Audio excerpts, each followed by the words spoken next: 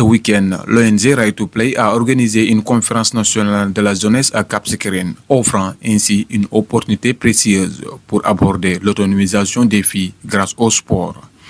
Irama Djiba, président de la Ligue régionale de football de Ziguinchor, a souligné l'importance de soutenir le football féminin pour obtenir des résultats prometteurs et appelle à l'implication de tous dans le sport sans distinction de genre. Ce que j'ai vu ici dans le terrain de Cabrousse, n'est-ce pas, où deux équipes se sont affrontées, des équipes féminines en plus.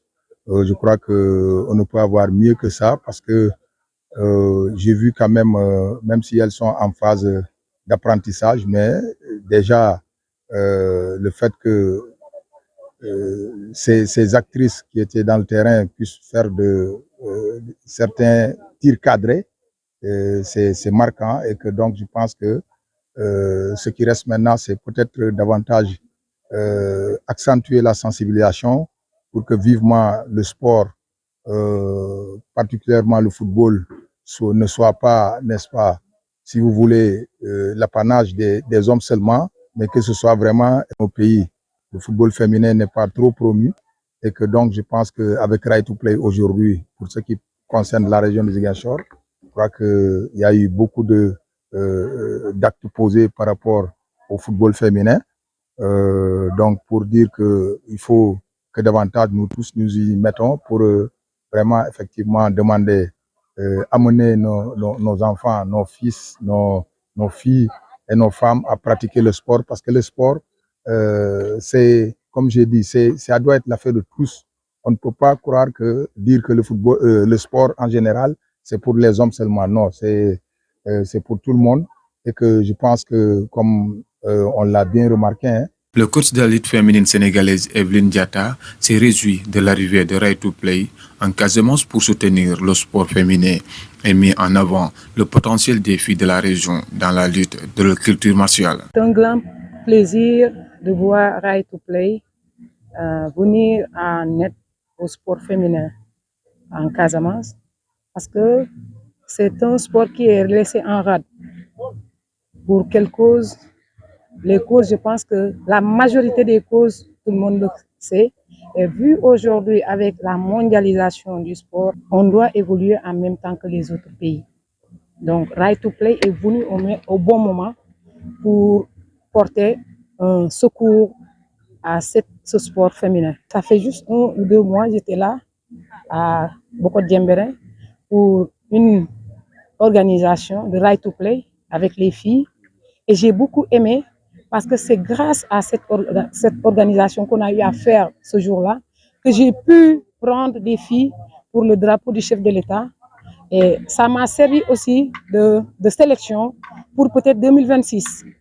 Parce que vu que c'est la seule région où les filles peuvent pratiquer la lutte sans problème, faisant partie de leur culture, donc mon avis est de voir réellement en Casamance et je sais qu'il y a le potentiel qu'il faut pour qu'on puisse arriver au haut niveau.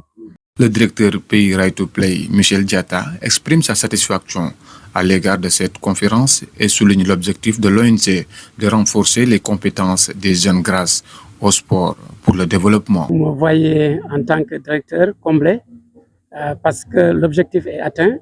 Au cours des 2 jours, on voulait mettre dans un même espace les acteurs sportifs à la base, c'est-à-dire les jeunes, mais aussi les encadreurs, le mouvement associatif, les responsables. Tout à l'heure, on a entendu le président de la Ligue régionale de football, M. Djiba, mais aussi les services techniques. Hein. On a les inspecteurs de la jeunesse, les inspecteurs des sports, l'autorité administrative, les maires, qui sont des partenaires de premier plan.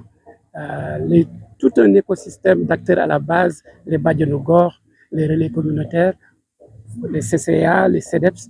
On a eu pendant ces 2 jours l'université, parce que le professeur Fatmata Anne a vraiment donné une facture, élevé le niveau durant le panel d'hier.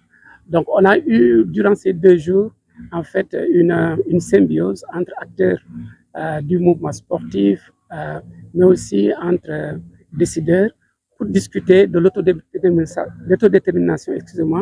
des jeunes filles, au niveau de deux régions de Ziguinchor et de Sédhiou.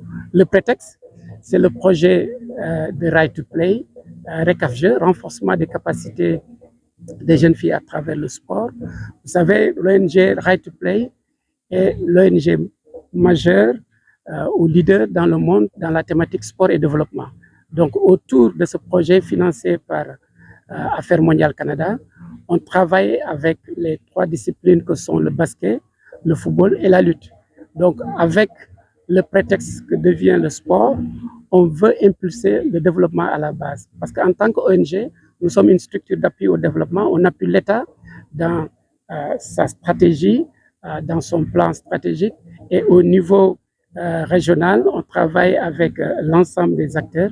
Et c'est pour cela que vous me voyez très réjoui d'avoir accueilli l'ensemble de ces forces vives pour que, en fait, la jeune fille soit vraiment mise en avant à travers la pratique du sport, le sport de masse, afin qu'elle puisse développer ses aptitudes de vie, ses compétences de vie, qui fera d'elle demain un citoyen vraiment modèle qui est apte à impulser un développement à la base. En somme, cette initiative vise à utiliser le sport comme un outil pour développer les compétences des jeunes filles, les préparant ainsi à jouer un rôle actif dans le développement de leur communauté, en partenariat avec divers acteurs locaux, gouvernementaux, pour favoriser l'inclusion et l'autonomisation des jeunes filles à travers le sport.